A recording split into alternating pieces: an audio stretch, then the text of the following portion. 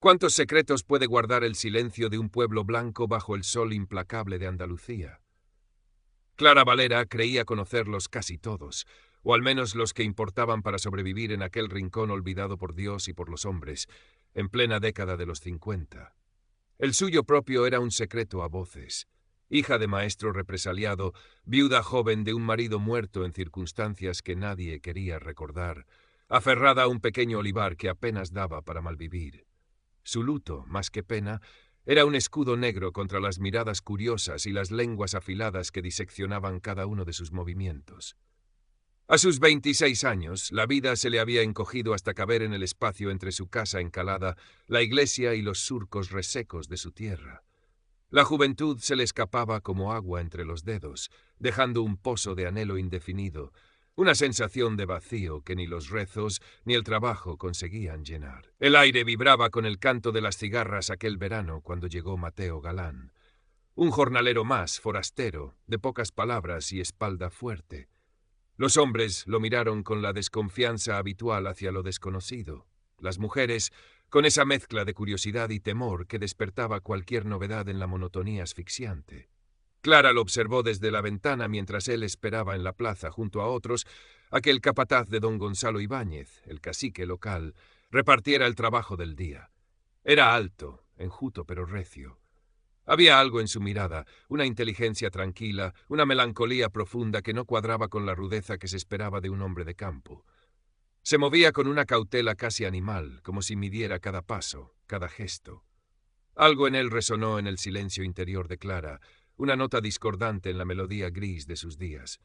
Los primeros encuentros fueron a distancia. Clara lo veía trabajar en los campos vecinos, bajo el sol que blanqueaba las piedras y agrietaba la tierra. Su eficiencia era silenciosa, metódica, no participaba en las conversaciones rudas de los otros jornaleros, ni buscaba la sombra más de lo necesario. Un día, mientras volvía del olivar con un canasto de aceitunas tardías, lo vio sentado al borde del camino, ajeno a todo. Tenía un libro pequeño, de tapas gastadas, escondido entre las manos encallecidas. Al sentirla cerca, lo ocultó con un movimiento rápido, casi culpable. Pero Clara había visto el brillo fugaz en sus ojos, la concentración absorta que por un instante había borrado la máscara de jornalero indiferente. No era un libro cualquiera, intuyó.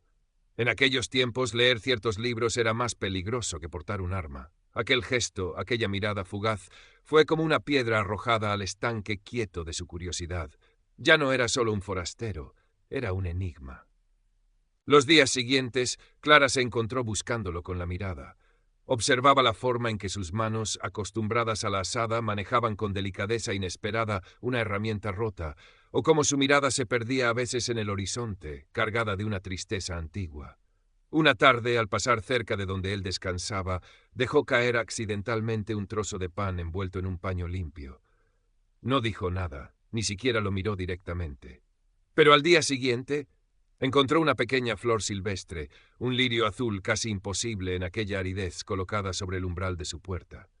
Fue un diálogo sin palabras, un reconocimiento mutuo en la soledad compartida.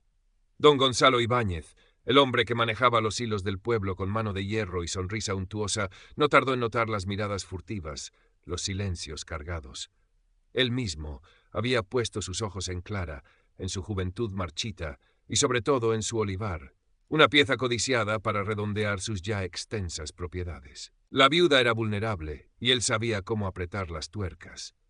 La presencia de aquel jornalero forastero, la atención que parecía despertar en Clara, le molestaba. Era una variable imprevista en sus planes. Empezó a hacer preguntas, a través de su capataz, sobre el origen de Mateo, sobre sus papeles. La sombra de la sospecha comenzó a alargarse sobre el forastero. «¿De dónde dices que vienes, Galán?», le preguntó un día directamente, con esa falsa campechanía que apenas ocultaba la amenaza. Mateo respondió con evasivas tranquilas, pero sus ojos se volvieron más alerta, más opacos. La tensión crecía en el aire inmóvil del verano. Clara sentía la vigilancia constante, no solo la del cacique, sino la de todo el pueblo. El miedo, ese compañero fiel de sus días, se agudizó. Miedo por ella, por su precaria seguridad, pero también, y esto era nuevo y desconcertante, miedo por Mateo. Empezó a dejarle pequeñas cosas con más frecuencia, algo de fruta, un trozo de queso, agua fresca en un botijo nuevo. Pequeños actos de solidaridad que eran en sí mismos actos de rebeldía en aquel entorno asfixiante. Él los aceptaba con una inclinación de cabeza, una mirada que a veces parecía contener gratitud y otras una advertencia silenciosa. Una tarde, una tormenta de verano estalló con furia inesperada. El cielo se oscureció en minutos y un aguacero bíblico barrió los campos. Clara se refugió en una vieja ermita abandonada en lo alto de una loma cercana a su olivar. La puerta, desvencijada, apenas ofrecía resistencia al viento. Y entonces apareció él, Mateo, empapado, buscando cobijo como ella. Se encontraron en la penumbra polvorienta, el sonido de la lluvia golpeando el techo de tejas rotas como único acompañamiento. El aire se cargó de una electricidad distinta a la de la tormenta. Estaban solos, aislados del mundo por la cortina de agua. «Mala tarde», musitó él, rompiendo el silencio. Su voz, grave y tranquila, resonó en el pequeño espacio. «Sí», respondió Clara, incapaz de apartar la mirada de sus ojos oscuros, que en la penumbra parecían contener todas las tormentas del mundo.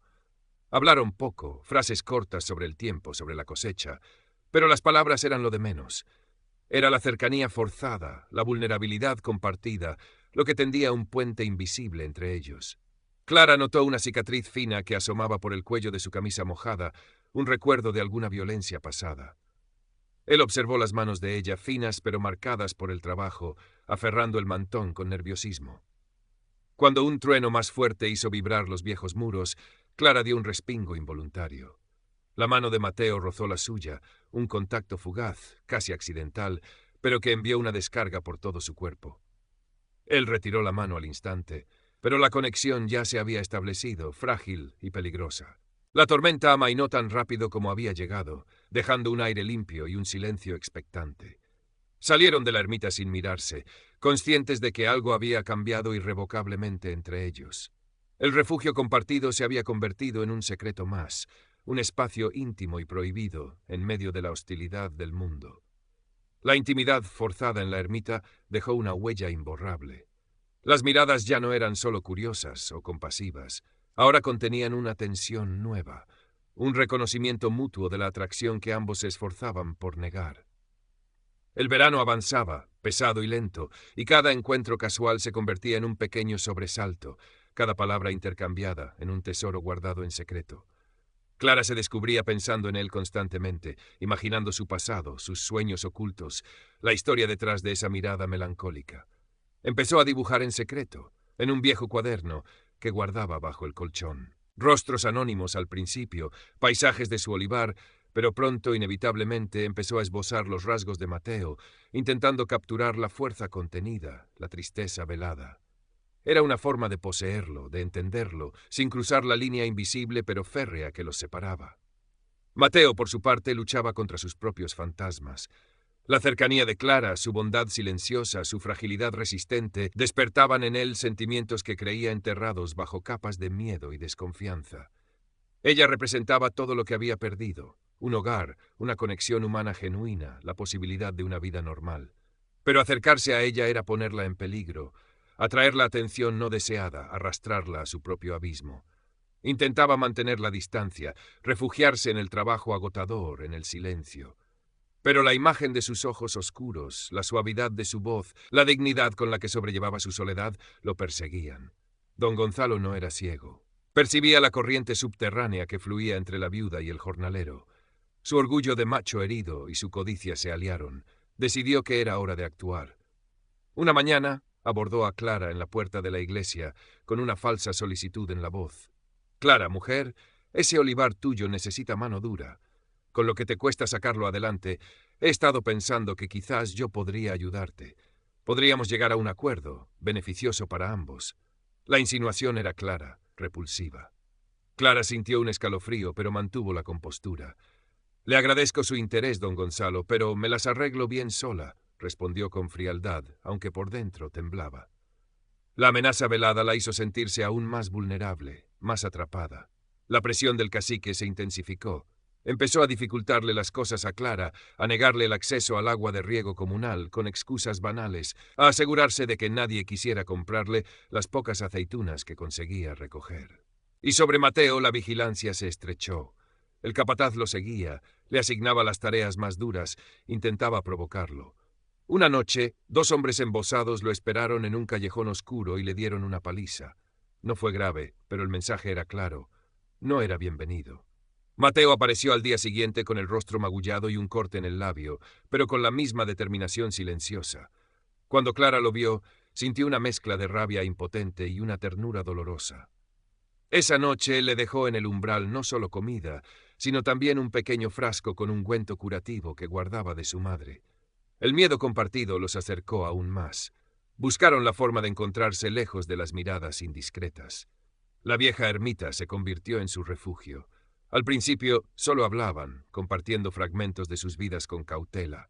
Clara le habló de su padre maestro, de sus sueños rotos. Mateo, poco a poco, empezó a confiarle retazos de su pasado, la guerra, la huida, la pérdida, la necesidad de vivir oculto bajo un nombre que no era el suyo. No le contó todo, pero sí lo suficiente para que Clara comprendiera la magnitud del peligro que corría.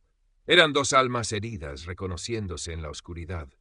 Y en esa oscuridad compartida, en ese espacio robado al mundo hostil, la atracción reprimida finalmente encontró una salida. Una noche, bajo la luz pálida de la luna que se filtraba por las grietas del techo, las palabras se agotaron. El silencio se llenó de una tensión insoportable. Fue Clara quien acortó la distancia primero, posando una mano temblorosa sobre el brazo de Mateo. Él se estremeció, pero no se apartó. Sus ojos se encontraron en la penumbra, y en ellos leyeron el mismo anhelo, la misma necesidad desesperada de conexión. El beso fue torpe al principio, cargado de miedo y deseo acumulado durante meses. Luego se volvió urgente, hambriento. Se aferraron el uno al otro como náufragos a una tabla, buscando en el cuerpo del otro el calor, el consuelo, la afirmación de que todavía estaban vivos, de que todavía podían sentir. Fue un acto de rebeldía, una afirmación de vida en medio de la opresión. No hubo promesas, solo la certeza física de su conexión, la fragilidad de aquel momento robado al tiempo y al miedo. Sabían que aquella intimidad era un punto de no retorno, un lazo que los unía irremediablemente, pero también una sentencia que los hacía aún más vulnerables. La felicidad clandestina era un vino amargo y dulce a la vez. Los encuentros en la ermita se volvieron más frecuentes, más necesarios. Eran instantes de verdad en un mundo construido sobre mentiras y silencios. Pero cada momento robado aumentaba el riesgo. Don Gonzalo, despechado por el rechazo de Clara y convencido de la relación entre ella y el jornalero, redobló sus esfuerzos por descubrir el pasado de Mateo. Sabía que un hombre que se escondía tenía algo que ocultar, y en aquellos tiempos ocultar algo solía significar ser enemigo del régimen. Utilizó sus contactos, hizo preguntas en los pueblos cercanos, movió los hilos que controlaba. Doña Isabel, la vieja ama de llaves del cura, una mujer que parecía saberlo todo sin decir casi nada, se cruzó un día con Clara en el mercado. Con su habitual mezcla de piedad y curiosidad, le susurró: «Ten cuidado, hija. Hay lobos con piel de oveja, y el río suena porque agua lleva sobre ese jornalero tuyo». La advertencia, aunque ambigua, heló la sangre de Clara. Comprendió que el cerco se estaba estrechando. Una mañana, mientras Mateo trabajaba en el campo, vio acercarse por el camino polvoriento la inconfundible pareja de la Guardia Civil. No venían hacia él directamente, pero su presencia en aquella zona aislada era inusual y ominosa. Sintió el viejo pánico atenazándole la garganta. Se obligó a seguir trabajando con aparente calma, pero cada músculo de su cuerpo estaba tenso, preparado para la huida. Los guardias pasaron de largo, pero la sensación de peligro inminente se quedó flotando en el aire pesado. Esa noche, en la ermita, Mateo estaba más callado que de costumbre. Clara notó su tensión. «Los he visto hoy», dijo él finalmente. «La Guardia Civil. No sé si me buscaban a mí, pero…» No necesitó terminar la frase. El miedo era palpable entre ellos. «Tenemos que ser más cuidadosos, Mateo», susurró Clara, aferrándose a su brazo. «O quizás deberías irte, antes de que sea demasiado tarde». La idea le desgarraba el corazón, pero su seguridad era lo primero. «¿Irse a dónde, Clara?», respondió él con amargura. «No tengo a dónde ir. Este escondite es tan bueno o tan malo como cualquier otro». Pero en sus ojos, Clara vio la duda, el peso de la vida fugitiva. Fue entonces cuando don Gonzalo encontró lo que buscaba. Un viejo contacto en la capital le confirmó sus sospechas. Mateo Galán no existía. Pero sí existía un tal Mateo Robles, maestro de escuela de un pueblo de Extremadura, fichado como rojo y desaparecido tras la guerra. La descripción coincidía. El cacique sonrió con suficiencia. Tenía al forastero donde quería. No lo denunciaría inmediatamente. Primero se aseguraría de obtener lo que quería de Clara. Convocó a Clara a su casa con un pretexto administrativo sobre los límites de su propiedad. La recibió en su despacho oscuro, lleno de muebles pesados y olor a tabaco rancio. Fue directo al grano. Sé quién es tu jornalero, Clara. Sé lo que esconde. Un desliz mío, una palabra al sargento de la Guardia Civil y ese hombre desaparece para siempre. Clara sintió que el suelo se abría bajo sus pies. Intentó mantener la calma, negar, pero la mirada triunfante de don Gonzalo le dijo que era inútil. Pero quizás podamos llegar a un acuerdo, continuó él, acercándose. Tú sabes lo que quiero. Ese olivar y quizás algo más. Sé razonable, Clara. Es tu única oportunidad de salvarlo y de salvarte a ti misma. Clara salió de aquella casa sintiéndose sucia, atrapada. La elección era brutal, traicionar a Mateo o entregarse al hombre que la repugnaba. Pasó la noche en vela, debatiéndose entre el miedo y la lealtad. La imagen de Mateo, su mirada triste, su fuerza silenciosa, la decisión que había tomado al confiarle su secreto, no podía fallarle. Pero tampoco veía salida. Cualquier movimiento en falso podía ser fatal. Al amanecer tomó una decisión desesperada. No podía enfrentarse a don Gonzalo directamente, ni podía confiar en nadie en el pueblo. Tenía que advertir a Mateo, ayudarlo a escapar. ¿Pero cómo? Don Gonzalo estaría vigilando cada uno de sus pasos. Recordó una vieja ruta de contrabandistas que su padre le había mostrado de niña, un sendero apenas visible que serpenteaba por la sierra hasta el valle vecino, un camino peligroso pero desconocido para la mayoría. Esperó hasta el mediodía, la hora de la siesta, cuando el calor aplastante vaciaba las calles. Se deslizó fuera de su casa y se dirigió no a la ermita, sino a un punto discreto cerca del olivar, donde a veces Mateo dejaba sus herramientas. Dejó allí una nota envuelta en una piedra. Peligro, ermita, esta noche. Última vez, confía. Era un riesgo enorme, pero no tenía otra opción. Rezó para que él la encontrara y entendiera el mensaje oculto. Esa noche, la ermita estaba más oscura y silenciosa que nunca. Clara esperó, el corazón latiéndole con fuerza en el pecho. Cada sombra parecía una amenaza, cada crujido la hacía sobresaltar. Finalmente la silueta de Mateo se recortó en la entrada. «¿Clara? ¿Qué ocurre?», preguntó, su voz tensa. «Don Gonzalo lo sabe todo, Mateo», dijo ella con urgencia, sin preámbulos. «Tu nombre, tu pasado. Me ha amenazado. Quiere denunciarte si no cedo a sus exigencias». El rostro de Mateo se endureció, una máscara de fría resignación. Lo sabía. Sabía que esto pasaría. «Tienes que irte. Ahora mismo», insistió Clara, agarrando su mano. «Conozco un camino, una ruta por la sierra. Nadie la conoce. Te llevará al otro lado, lejos de aquí».